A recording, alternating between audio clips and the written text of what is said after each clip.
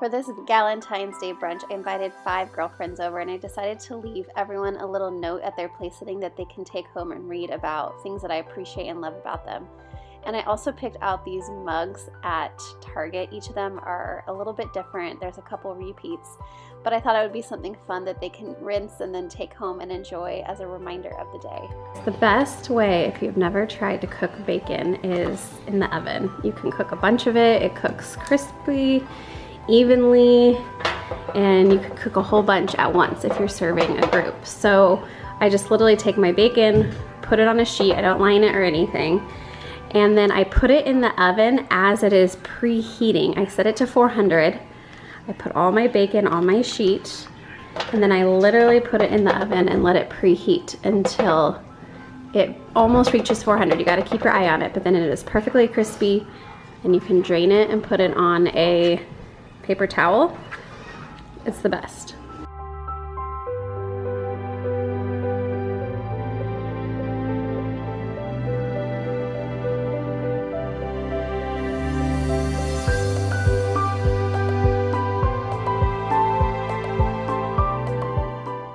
Today is gonna be a fun one. I am doing a Valentine's Day inspired brunch, Set the Table series. Valentine's Day is 3 weeks away, and why not gather your family, your friends. You could do this for all of your girlfriends. This personally is inspired by just friendship and all my galentines. I'm really excited to put together this brunch tablescape for you.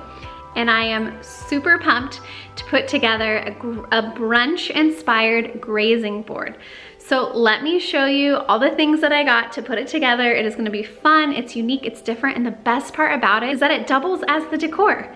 Everything else you're gonna see is super simple, but the grazing board is just the focal point. It is fun, it's different, it's unique, and it's something that I think any girl would just love, a board full of fruit and carbs. So let's go put it together. So for starters, I have this big, lovely board gifted to me by somebody very special. This board is from Crate & Barrel. It's 3 feet long.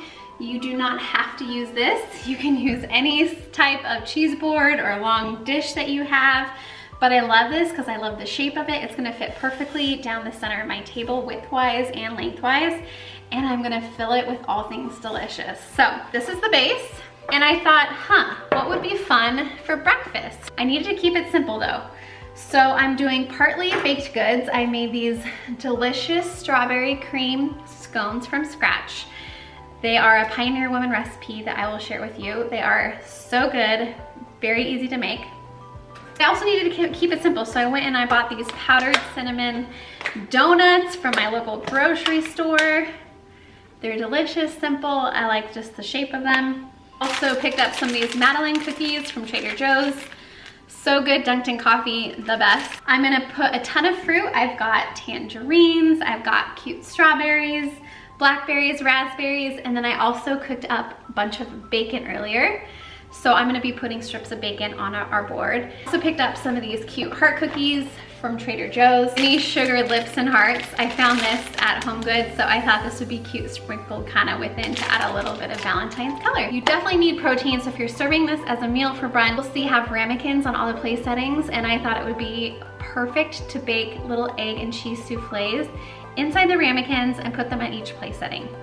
So that is the protein, and then everything else down the board is just gonna be a beautiful focal point. You could do waffles, you could do muffins, you know, donuts, whatever you want, but just fill your board to the brim with a lot of variety. We're gonna put that together right now and place it in the center of the table. And I also am gonna add a few flowers, but that's it. That is gonna be the centerpiece, that's gonna be the decor, and it also doubles as the food. So let's put together our board. When putting together your grazing board, just make sure that you have a few things of everything so everybody gets at least one. So I made sure I had enough scones for every person, enough mini donuts, enough little madeleines, and I started with the main pieces first, and then I threw in a bunch of bacon, and then I started scattering all the fruit everywhere, and finally added a lot of the little sweet treats like the little Trader Joe's chocolate cookies, and then some of the candies throughout.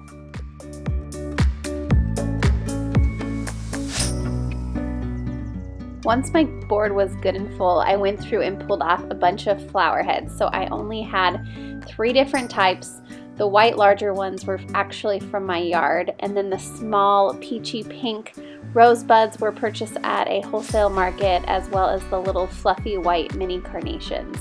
And I just love the way this looks. It just turned out super darling. It was so fun. It's very visually appealing to the eye and stimulating, and it just adds for a new, fun, different way to throw a party.